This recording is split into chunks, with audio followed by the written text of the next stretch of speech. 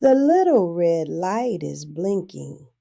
Chloe said my stories mattered, and at 88, I mostly think they're just dust.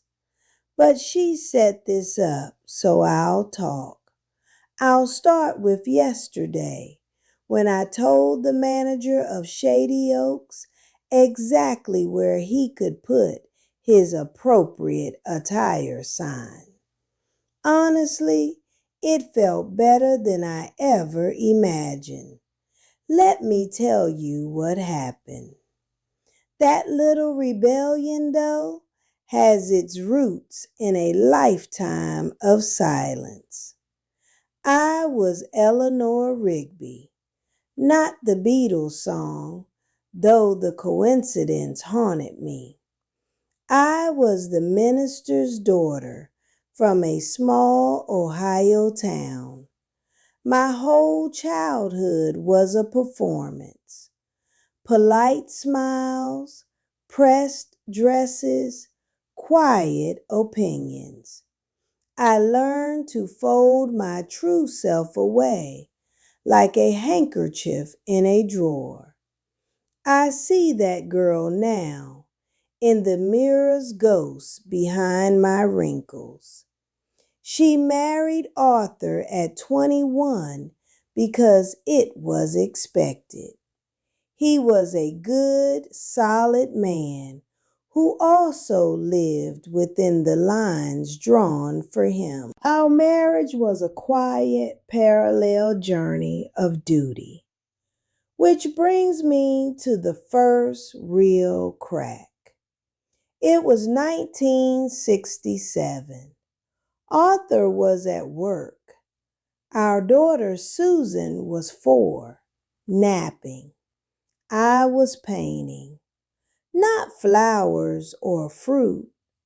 I was trying to capture the storm gathering over the lake, dark blues and angry grays. Mrs. Pembroke from next door saw it through the window. She later told Arthur at a church social, "Your wife's art has a turbulent quality." He never asked to see it. That night, I put the canvas, still wet, in the trash. The silence that followed wasn't new, but it felt heavier, like I'd buried a part of myself with the garbage.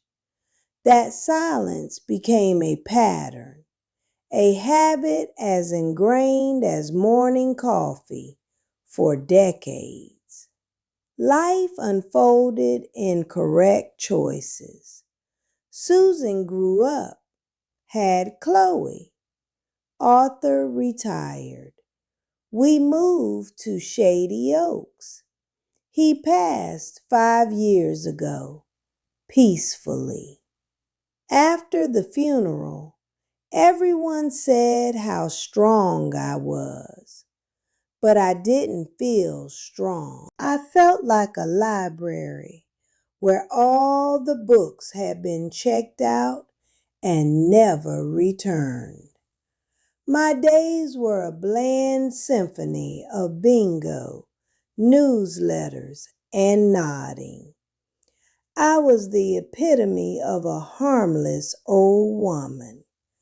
That was the persona, the final, perfected version of Eleanor the Good. The persona held until last Tuesday in the dining hall. Harold Jenkins holds court at table 3. He's 89 and an unrepentant bore. Last Tuesday, he was pontificating about the youth of today, calling them lazy. I watched my friend Martha just nod along, eyes glazed. I thought of Chloe, who just texted me a picture from the food bank. Something hot and long suppressed bubbled up. I set my spoon down and said, quite clearly, Harold, that's a load of horse feathers, and you know it. The room froze. Harold turned purple. Martha kicked me under the table, but a wild electric thrill shot through my veins. The fallout was immediate, and it came not from Harold, but from management. Mr. Henderson, the manager, summoned me. He's a man who polishes his name tag. He said my language was unbecoming and disruptive. He slid a printed code of conduct supplement across the desk. I felt that old pressure to apologize, to shrink. I thought of Arthur, of Mrs. Pembroke, of the discarded painting. I looked at his perfectly knotted tie and said, I see. But I didn't mean I understand. I meant I see you. Walking back, I passed the communal art room, and a memory sharp as a knife cut through me. I was suddenly 20, in Paris for one glorious stolen month before my wedding. I stood in front of Monet's water lilies at the orangerie. I didn't just see paint. I felt the water, the light, the sublime disregard for hard edges. I bought cheap oils and tried to paint the same. It was a muddy mess, but for those hours, I wasn't Eleanor Rigby, future wife. I was just a set of eyes, a pair of hands, a heart beating in color. I came home, put the paints in a closet, and put on my wedding dress. Back in my Shady Oaks living room, that long ago feeling didn't feel lost. It felt like an address. I got Chloe on video call. Grandma, what do you need? She asked. A ride to the art supply store, I said. Her eyebrows shot up. An hour later, she pushed my wheelchair down the aisles. I bought a small canvas, acrylics, and 3 brushes. I felt like an outlaw. Martha saw the bag. Eleanor, what on earth? After the scene with Harold? I just smiled. That night, I laid out the supplies on my kitchen table, the same table where Arthur and I had eaten 30 years of silent dinners. The blank canvas was terrifying. It asked a question I'd spent a lifetime avoiding. I didn't paint the lake or flowers. I painted a big, messy, glorious crimson slash. It was anger. Then I added a swirl of cobalt blue, the Monet memory. Then harsh black lines, the rules. I kept going, adding colors without a plan. It was ugly. It was beautiful. It was the most honest thing I'd done since 1967. I worked until my hands ached. When I stopped, the canvas was a chaotic, vibrant confession. I was exhausted. I was alive. I left the painting to dry. The next morning, it became a scandal. The cleaning staff saw it. By lunch, Mr. Henderson was at my door. The painting, he said, was disturbing and not in keeping with the community's aesthetic. He asked me to remove it. I said no. He then suggested I might be happier elsewhere. It was a soft eviction threat. I looked past him down the hall where a few doors were cracked open, neighbors listening. I thought of Martha, still nodding. I thought of Harold. I didn't feel fear. I felt a profound, clean clarity.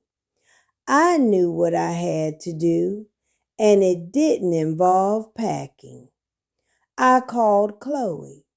I called the local community college art teacher. Then I wheeled myself to the common room, the painting in my lap. I propped it on the grand piano. People gathered. Harold scoffed. Martha looked worried. I didn't explain the painting. I told them about the girl in Paris. I told them about the storm painting I threw away. I told them about the weight of appropriate. My voice didn't shake. When I finished, there was silence. Then Martha, dear, timid Martha, started to clap. A few others joined. Harold stalked off. The painting stays on my wall now, but something else was born that day. So here I am, talking to Chloe's camera. I didn't get kicked out. Mr. Henderson avoids me. Martha knits wild, plashing scarves. I wear purple sweatpants to breakfast. The liberation I found wasn't in being rude, but in being real. It took me 88 years to stop caring what people think, because I finally started caring what I think.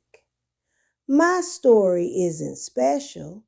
It's just a reminder that the person you're supposed to be is a ghost. The person you are has bones and breath and deserves to take up space. Don't wait as long as I did. Find your messy, honest stroke of paint today and make it, whatever it is, make it. That little red light is still blinking. It's a patient little light, so I'll keep talking. After my speech in the common room, things got quiet for a few days. The painting was back on my wall. Martha would come by, but she'd just look at it and shake her head, like it was a strange pet I'd adopted. She'd say, "I don't know, Eleanor." I'd say, "That's all right, Martha. I do." Then about a week later, there was a knock. It wasn't Mr. Henderson. It was a woman I'd seen around, but never spoken to. Lena. She lives down in the assisted living wing. Her daughter was pushing her wheelchair.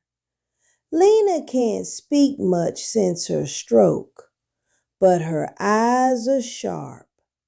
She pointed a shaky finger at my painting. Then she looked at me and made a sound. Her daughter translated. She says, "It has a heartbeat." I felt something crack open in my chest. I invited them in. Lena just sat and looked at the painting for a long time. Then she pointed to a smudge of yellow in the corner, near the black lines. She made another sound. Her daughter said, "She asked if that's the light getting in." I hadn't planned that yellow. It was just a dab. But when she said it, I knew she was right. It was the light. I took her hand. It was thin and cool. I said, "Yes, it is." She squeezed my fingers. That was our whole conversation. But it was more real than any chat I'd ever had in the dining hall. After that, something shifted. Not a big drama, a small, quiet shift. Martha came over the next day with her knitting. It was a scarf, but it wasn't her usual beige. It had stripes of bright orange and deep purple. She held it up, shy. "It's different," she said. I told her it was wonderful. She said, "Harold says it's garish." And then she did something amazing. She shrugged. Just a little lift of her shoulders. "So what?" she said. That "so what" felt like a victory bell ringing. It wasn't my victory, it was hers, but I felt it in my bones. Then, last Thursday, I was in the art room. I was just looking at the sad, dusty watercolor sets they have for recreational craft hour. I was thinking about Lena. I wheeled myself to the supply closet. In the back, I found an old warped canvas. Someone had started a seascape and given up. I took it. I brought out my own acrylics from my bag. I didn't care who saw. I started painting right there at the communal table. I wasn't painting a thing. I was painting a feeling. The feeling of Lena's hand in mine. It was soft greens and that same stubborn yellow. A few people drifted in. They watched. Nobody said anything. Then old Frank, who only ever talks about the weather, said, "Could use some blue." I looked at him. I handed him a brush. "Show me," I said. He did. He added a single wobbly line of cerulean blue right through the middle. It was perfect. We didn't speak. We just looked at what we'd made. It was ours. That's when Mr. Henderson found us. He stood in the doorway, his face like a closed door. He saw Frank with the brush. He saw the wild colors on the old canvas. He opened his mouth. I thought the rules were coming, but Frank spoke first. He said, "We're busy, Henderson." Just like that. "We're busy." Mr. Henderson looked at Frank. He looked at me. He looked at the painting. He closed his mouth. He turned around and walked away. He just walked away. We finished the painting, Frank and I. We put it on the art room wall, right over the "Please keep activities orderly" sign. It's still there. It's still there. And for a while, that felt like enough. A little rebellion on the wall. But you see, the painting with Frank, it woke something up. And when you wake something that's been sleeping for 70 years, it doesn't just stretch. It howls. It asks questions. The biggest one came that night, sitting alone. I looked at my own painting, the first one, the crimson slash, and I asked it, what was it all for? All the silence, all the folded handkerchiefs, the quiet dinners with Arthur, throwing the storm away. For what? So I could be a harmless ghost in a nice building? So I could finally speak up at 88? It felt pathetic. It felt like a waste. That's the hardest moment. Not Henderson's threats, the sheer empty weight of the time lost. I sat there and I cried. Not pretty tears, ugly, heaving sobs for the woman who never was. I thought about Arthur, really thought about him. Not the solid, quiet man I described, the boy he might have been. We never talked about dreams, not once. Our wedding night, we were both so terrified of doing something wrong. We just lay there in the dark, stiff as boards. I remember his voice. He said, "I'll be a good husband, Eleanor." I said, "I'll be a good wife." That was our vow. Not love, not passion, goodness. And we were. We were so good it was brittle. I think he was as trapped as I was. But we were each other's jailers, too. We policed each other's smiles at parties. I never showed him the wild painting. He never asked. That was our deal, the unspoken deal. I lost him 5 years ago, but I lost the chance to know him decades before that. We were two ghosts keeping house. The cost. The cost was a whole life.